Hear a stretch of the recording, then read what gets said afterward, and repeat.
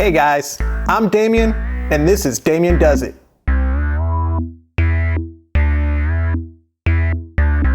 I'm in the DDI workshop today to do a repair on this Honeywell fan. This particular model is the HT900WMD. The most common issue with these fans is that they'll run, but they'll make some kind of clicking or rattling sound, or when you turn them on, they'll start out very slowly and gradually build their speed up until they get up to full speed, or in the worst case scenario, you'll turn the switch on and the fan doesn't spin at all. You can hear the motor struggling, but nothing happens. The fix for this is very simple and only takes a couple of minutes and can be done with very basic hand tools. For this repair, you'll need a Phillips head screwdriver, a small flathead screwdriver, and some 3-in-1 oil. Now that we have everything we'll need rounded up, let's get into it. Okay, here's the fan in question. I've had this fan for a number of years. I've noticed a few times when starting the fan, it would start out very slowly, or it wouldn't start. I'd turn it off, I'd turn it back on, and then it would kind of start to spin up very slowly and then eventually get up to full speed and run fine. During this time also, it increasingly became more and more noisy.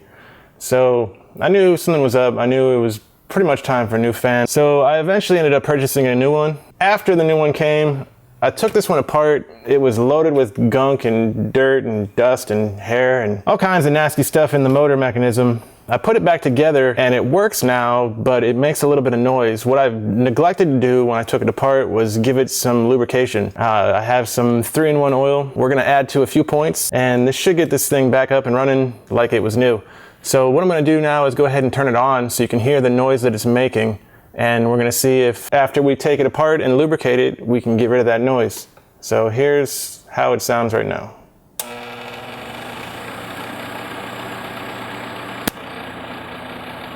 As you can hear, there's a lot of kind of clattering noise going on there. All right, I don't wanna run it too long like that because I know it's a lubrication issue.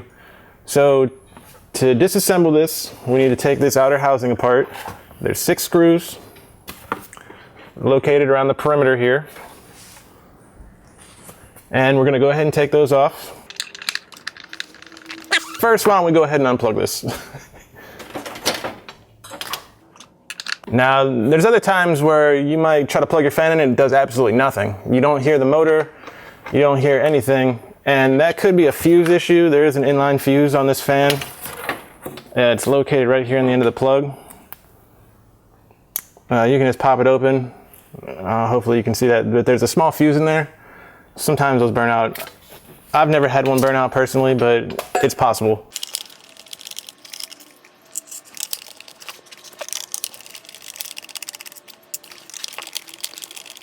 So I don't know if you guys do this, but it makes jobs like this a whole lot easier, is if you magnetize the end of your screwdriver. It's not particularly difficult. Maybe I'll make a video out of it if there's enough interest in how that process works. But you magnetize the end of your screwdriver, and it makes it so these little screws like this, when you're going into a longer hole, lead way to where the screw is, kind of makes it easier for getting the screws out. They just kind of stick to the screwdriver. So I got one more screw to get out here. All right, now there's a screw. Now our front cover will come off. We'll put that aside. And we have the motor, the fan blade. I don't know if you can see in there very well, but I've already gone ahead and cleaned all this out. So the fan blade is held on by a small clip. You can pry it off with a screwdriver. And it just looks like this. And then your fan blade should come right off. Okay, now we have the motor assembly here. There's a bunch of screws you need to take off here. There's a screw here that holds the cabling as it comes in. Then there's 2 screws here that hold the motor to the back. So we'll go ahead and take those off. And the screws are kind of hard to mix up. These ones are super long. This one for that back plate that covers the wiring has way coarser thread. All right, so you can see now we have the motor assembly free, and we don't really need to take it any more further than that apart. As far as taking it out of the fan.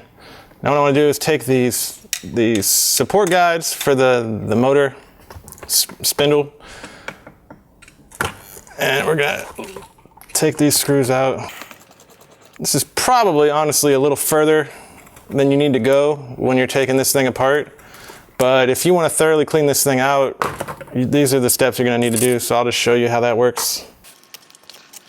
All right, so on this, there's a screw head on the back, and on the front, there's a nut that's inset into this little flange here. When you take the screw out, the nut will come out, so make sure you have your finger covering that hole or you might lose the nut somewhere. Now the motor assembly comes apart. You have the guides here, then you have a little felt washer and then a metal washer, and then you have the base of the motor. Now the parts that need it lubricated are the parts where this shaft here rides on this guide and the back where the shaft rides on that guide. So I'm gonna go ahead, oh, we're losing our little dude here. So I'm gonna go ahead and add some lubrication now while we have this out. I'm using a 3-in-1 oil. It's just in a different can. So I kind of put a bunch in there. Make sure we don't lose any of these felt washers or any of these parts. All right, now I'm gonna put this back in here and give it a little spin, get that oil, get that lubrication on there. And these look like they're little brass bearing edges for this. Put it back in here. There you go. All right, for this part, I'm just gonna kind of put it back together partially and get this close to where it goes down and seats. And then I'm gonna put a little bit of oil in there on the spindle. All right, so I got some oil on there. Then I'm gonna put this down, give it a little spin, work it back and forth, get that oil distributed around there. So I think this is pretty much it for what I want to do here. Go ahead and put this motor assembly back together. I'm gonna get our nut in there and tighten this down. You don't want to tighten it super tight, but yeah, reasonably tight. I don't know what the torque would be, but I think that's good. And then on the other one, our nut didn't fall out. So tighten this second screw. Alrighty. And that's it for our motor assembly. We can go ahead and put it back in the housing. And we can secure that back to the backing of the frame housing. Whoa. Again, this is, you're threading the plastic here, so you don't want to tighten it too tight. It'll be pretty easy to strip this out. So just get it so that it's pretty firm, and that'll be good enough. All right, and then we put our little bracket piece back on, our little wire cover. All right, we put this screw back on. Okay, and then we want to put our fan blade back on. This is notched kind of in a D shape, and it fits onto the spindle where the spindle's been machined down into a D shape. So you have to get it lined up right or it won't go on. And then for this guy, we're gonna go ahead and hammer that flat again. And this will make sure that it clamps on pretty firmly. So I'm just gonna give it a couple little taps with the hammer to flatten it back out. All right, and then when we put this on, it should be a little bit tight, and it is. So we push that down. It just needs to be tight enough to keep the fan blade from coming off, which it is. It feels pretty smooth, so hopefully with a little luck, it'll be quiet. It should be quiet. So let's hope it is.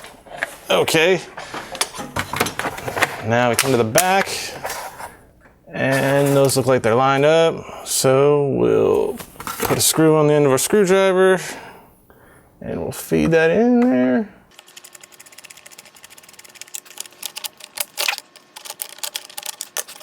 So we want to get the front the front plate back on and lined up properly. And that looks good. So we want to feed a screw back into the hole there and tighten it down. And you want to just put all these screws in and tighten them up. Now again, you're screwing into plastic here, so you don't want to go crazy with how tight you make it. It just needs to be tight enough to hold the front on. There's not a lot of demand of these screws to hold something in place. They're just pretty much there to hold the front on. Now, I put this on its front because I was having an issue with the screws kind of holding up on the little lip inside there. Just set it down on its face, put the screw in there and give it a little downward pressure and it should pop into the hole and start threading properly. And again, having the magnetic tip on the screwdriver makes this a lot easier. Penultimate screw and our final screw. All right. So we have the fan reassembled, and we're going to go ahead and plug her in and see if it's quieter.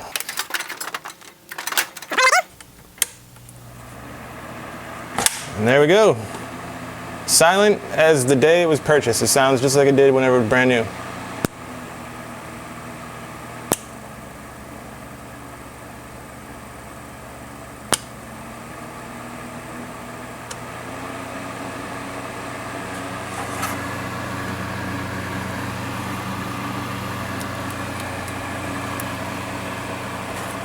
So there you go. If your Honeywell fan starts making a bunch of clicking, rackety, clackety, clanging noises, it's a really easy fix. It only takes a couple minutes and you're back in business.